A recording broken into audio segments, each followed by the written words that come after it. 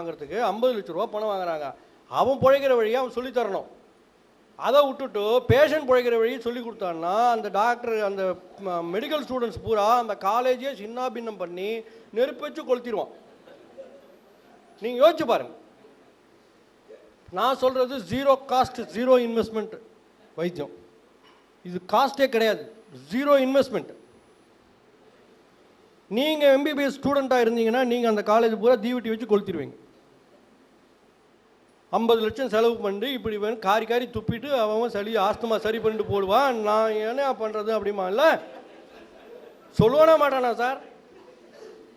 அவனுக்கு இப்படி டியூப் உள்ளே சொருகி இப்படி உள்ளே விட்டு எழுதானாக்கா இவனும் பேஷண்ட்டும் அதான் அப்படியே காமிப்பான். அவன் தான் பேஷண்ட்டாக எல்லாத்தையும் பேர் பண்ணிக்கிறானே. பேரே பேஷண்ட், அப்ஜெக்டிவாகவும் பேஷண்ட்டு, நவுனாகவும் பேஷண்ட்.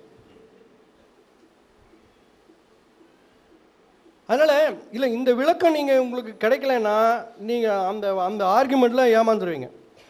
நீங்கள் இது யாருக்கு இது நல்லது பண்ணும்? இப்போ ஒரு கேள்வி.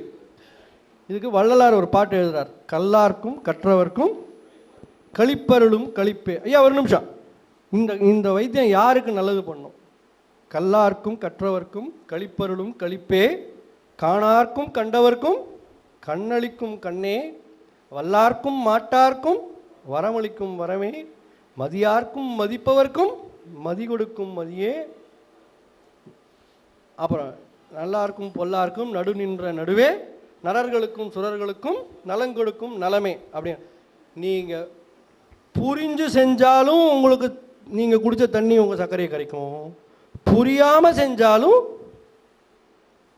அந்த நன்மை கிடைச்சிடும் இல்லையா?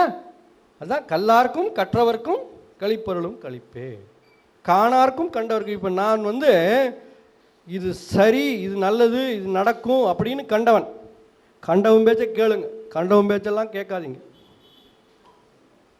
அர்த்தம் புரியுதா? சரி என்று கண்டவன் பேச்சை கேளுங்க, கண்டவன் பேச்செல்லாம் கேட்காதீங்க. அதனால் ரொம்ப எளிமையான விஷயங்கள் அவ்வளவும் மூடப்பட்டிருக்கு, அவ்வளவும் மறைக்கப்பட்டிருக்கு. அப்படி தான் இருக்கும். மறைந்து இருப்பது தான் வேதம். அதனால தான் மறைன்னு சொல்கிறோம். மறைந்து இருப்பது தான் வேதம், அதனால தான் மறைன்னு சொல்கிறோம். இங்கே பாருங்கள், நோய் நாடி நோய் முதல் நாடி அது தணிக்கும் வாய் நாடி வாய்ப்பச் செயல்னு சொல்கிறார். நோய்க்கு எப்படி வைத்தியம் பண்ணணுங்கிறதுக்கு வள்ளுவர் சொல்கிறார். இதில் ஒரு விஷயம் மறைஞ்சிருக்கு, நான் தான் கண்டுபிடிச்சேன். வாய் நாடி வாய்ப்பச் செயல். 2 வாய்க்கு நடுவில் ஒரு நாடி. இது வாய், இது ஆசன வாய். இந்த வாய்க்கு 2க்கும் நடுவில் போடுறது நம்ம சாப்பிட்ற உணவு பாதை. இதுதான் நோய்க்கு முதல் நாடி. நீயே கண்டுபிடிச்சி நீயே சரி பண்ணிக்கோன்னு சொல்கிறதுக்கு வள்ளுவர் என்னத்துக்கு? இந்த குறளுக்கு அர்த்தம் எப்படி சார் சொல்லுவாங்க எல்லாரும்? நோய் என்ன கண்டுபிடிச்சி, நோய்க்கு முதல் என்னன்னு கண்டுபிடிச்சி, அது தணிக்கும் வழியை கண்டுபிடிச்சி நீனே சரி பண்ணிக்கோன்னு சொல்கிறதுக்கு அவர் என்னத்துக்கு? அவர் சொல்லணும்ல, அவர் ஏதாவது சொல்லணும்ல. ஒவ்வொருத்தரும் இதற்கான விளக்கம் அவங்கவுங்க சௌரியத்துக்கு விளக்கிக்கிறாங்க. அவர் மறைத்து சொல்கிறார். 2 வாய்க்கு நடுவில் ஒரு நாடிடா, அதுதான்டா அவனோட முதல் நாடிங்கிற. நோய்க்கு முதல் நாடியே அதுதான். எப்படி மறைஞ்சிருக்கு பாருங்க. குருநாதன் சொன்னால் தான் ஏறும், குருநாதன் சொல்லலைன்னா ஏறாது இல்லையா? விண்டு விரிச்சு சொல்லும்போது தான் பல விஷயங்கள், பல நுணுக்கங்கள் நமக்கு புரியும். ஔவையார் சொல்கிறா, திருவள்ளுவர் 10 பாட்டு எழுதி மாஞ்சு எழுதுறார், 10 குறள் எழுதுறார். ஔவையார் ஒரு வரியில் சொல்கிறார், பெண்களுக்கு எப்போவுமே அறிவு அதிகம். கரெக்டு தானே? என்ன சார் டவுட் படுறீங்க? ஔவையார் ஒரே வரியில் சொல்கிறா, நோய்னா என்ன, குணம்னா என்ன. ஔவையார் சொல்கிறா, கேள்விப்பட்டிருக்கிறீங்களா? அறம் செய்ய விரும்பு, ஆறுவது சினம், இயல்வது கரவேல், ஈவது விளக்கேல், உடையது விளம்பேல், ஊக்கமது கைவிடேல், எண்ணெழுத்து இகழேல், ஏற்பது இகழ்ச்சி, ஐயமிட்டு உன், ஒப்புற ஒழுகு ஓதுவது ஒழியேல் அவ்வியம் பேசேல் அக்கம் சுருக்கேல் கண்டொன்றும் சொல்லேல் நற்போல்வலை சனி நீராடு ஏம்பட உரை இடம்பட வீடடேல் இணக்கமணி தினங்கு தந்தை தாய்ப்பேன் நன்றி மரவேல் பருவத்திய வயசை மண்டுவரி துண்ணேல் இயல்பலாதன செயல் அரவமாடேல் இளவும் பஞ்சில் துயில் வஞ்சகம் பேசேல் அழகலாதன செயல் இளவமேல்கள் அரணை மரவேல் அனந்தல் நாடேல் கடிவது மர காப்பது விரதம் கிழமைப்பட வாழ் கூடிப்பிரியேல் குணமது கைவிடேல் கூடிப்பிரியல். இந்த இடத்துல என்ன சொல்கிறான்? குணமது கைவிடேல். குணத்தை முதல்ல சொல்லிடுறான். குணமது கைவிடேல் கூடிப்பிரியேல் கெடுப்பதொழி கேள்வி முயல் கைவினை கரவேல் கொள்ளை விரும்பேல் கோதாட்டொழி சக்கர நெறியில் சான்றோர் இனத்திரு சித்திரம் பேசேல் சீர்மை மரவேல் சுழிக்கச் சொல்லேல் சூது விரும்பேல் செய்வன திருந்தச்சை சேரிடம் அறிந்து சேர் செய்யன திரியேல் சொற்றோர்வு படையல் சோம்பித்திரியேல் தக்கோன் எனத்திரி தானமது விரும்பு திருமாலுக்கு அடிமை செய் தீவினை அகற்று துன்பத்திற்கு இடங்கொடையல் தூக்கி வினை செய் தெய்வம் மிகழையல் தேசத்தோடு ஒத்துவாள் நன்மை கடைப்பிடி நாடொப்பன செய் நிலையில் பிரியேல் நீர் விளையாடேல் நுண்மை நுகரேல் நூல்பலகல் நெற்பயிர் விளை நேர்பட ஒழுகு நெய்வினை நணுகேல் நொய்ய உரையேல் நோய்க்கு இடங்கொடையேல். நோய்னா என்ன சொல்றா? இடங்கொடையல். நோய்க்கு இடங்கொடையேல்.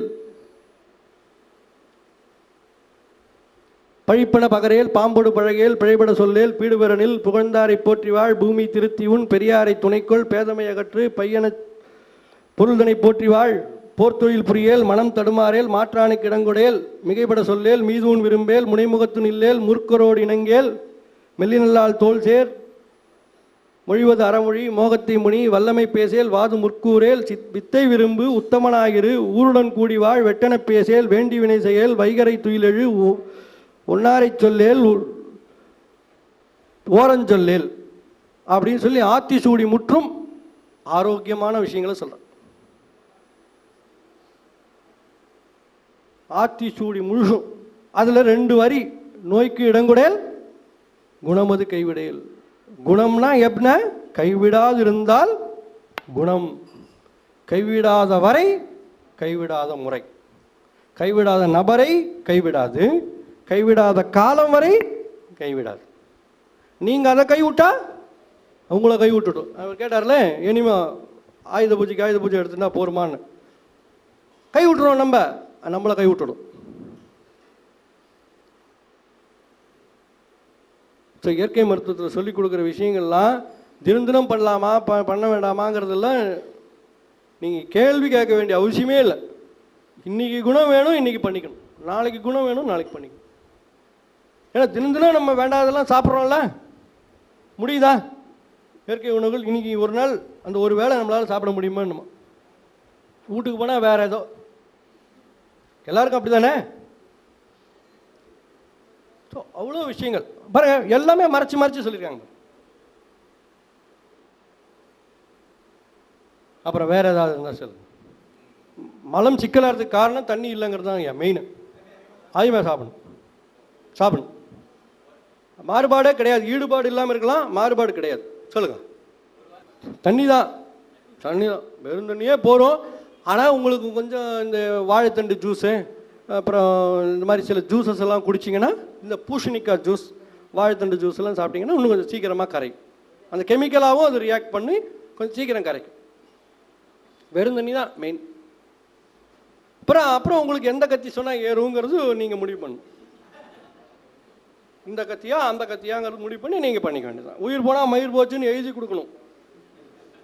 உங்களுக்கு உயிர் போனால் டாக்டருக்கு மயிர் போச்சு.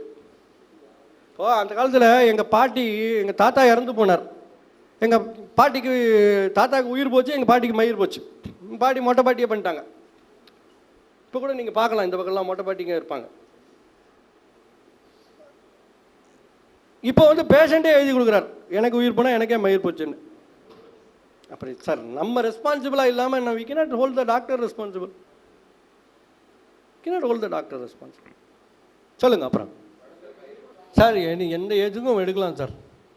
வயசானவனுக்கு ப்ரொஸ்டேட் கிளாண்டு இந்த ப்ராப்ளம் எல்லாம் வரதுக்கு காரணமே இதுதான் சார். ஹர்னியா வர்றது எல்லாமே இதுதான் காரணம். டெய்லி எல்லாம் ஒன்றும் தப்பு கிடையாது, ஒன்றாகாது, ஒரு தப்பாகாது.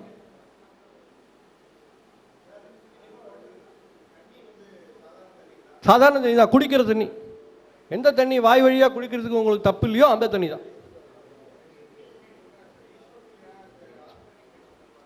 ஆஸ்மா பேஷண்ட்டு, ஈஸ்னோஃபிலியா, மூக்கு இந்த எல்லாமே, டிபி வரைக்கும் எல்லாமே துப்ப தெரியாதவன் தான். காரி துப்பணும். அவனுக்கு காரி துப்ப தெரியல, உலகமே அவனை பார்த்து காரி துப்பும் இல்லையா? டிபி வந்துருச்சுன்னு வச்சுங்க, யாராவது நம்ம பக்கத்தில் போவோமா? ஒரு ஆளுக்கு டிபின்னா நம்ம போவோமா? ஐயோ அவன் துண்டே தொடாதப்பா, அவன் சமாச்சாரமே தொடாது சொல்லுவோம் இல்லையா? இவனுக்கு காரி துப்ப தெரியல, இவனை பார்த்து உலகமே காரி துப்புது. அதான் விஷயம். சில பேர் என்கிட்ட கேள்வி கேட்குறோம், இதெல்லாம் சளியெல்லாம் காரி துப்பினா அதில் அப்படியே கிருமிகள்லாம் பரவி எல்லாருக்கும் ஆபத்து வருமே. நெஞ்சுக்குள்ளே இருந்தாலும் தான் அதே ஆபத்து.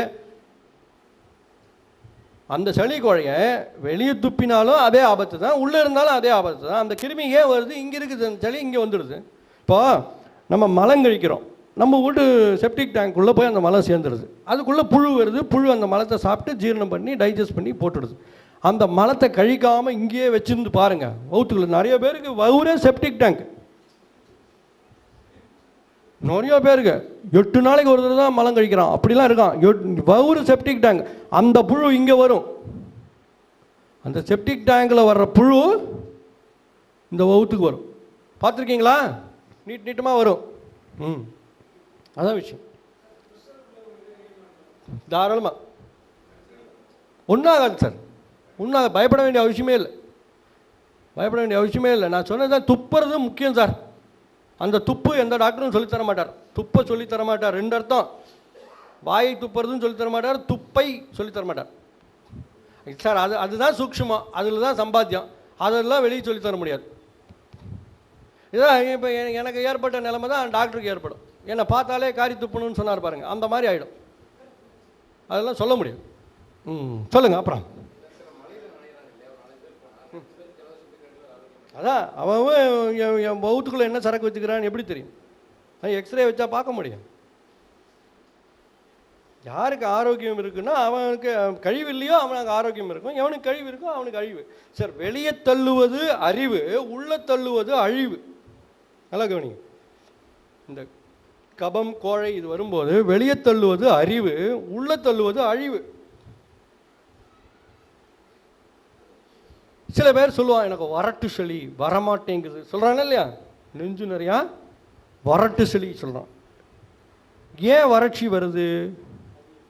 தண்ணி இல்லை, நீர். அது வெளியே வரட்டும் என்று இருக்க, அது நீர் உள்ளே வரட்டும் என்று இருக்கிறது. எப்படி? நல்லா புரியுதா தமிழ? நீர் அது வெளியே வரட்டும் என்று இருக்க, அது நீர் உள்ளே வரட்டும் என்று இருக்கிறது. இருவருக்கும் இடையில் ஜீவ மரண போராட்டம். முடிவில் வறட்டு சளி உயிர் விரட்டு சளியாக மாறிவிடும். உயிரை விரட்டி விட்டுரும். மூச்சு விட முடியலன்னா செத்து போயிட வேண்டியதான். அது ஒன்றும் டவுட் இல்லையா?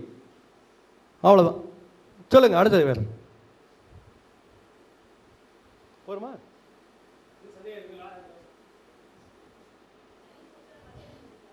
குடிக்கலாம். ஃபஸ்ட் டைம் தான் நல்லது. வெந்நீர் வேணாம். வெந்நீர் என்ன பண்ணும் தெரியுமா? இந்த கோழையெல்லாம் படக்கணும் உள்ளே தள்ளிடும். இந்த விக்ஸ் மாத்திரை உள்ளே தள்ளுது பாருங்கள், அந்த மாதிரி. அதனால் பச்சை தண்ணியாகவே குடிங்க, அப்போ தான் அவனுக்கு வெளியே வரும். தண்ணிக்கு பயப்படக்கூடாது. பச்சை தண்ணியில் குளிக்க பயப்படக்கூடாது. பச்சை தண்ணியில் இப்போ மார்கழி நீர் ஆடையிலோர் எம்பாவாயின்னு பாடுறாங்க ஆண்டாள் நாச்சியார்.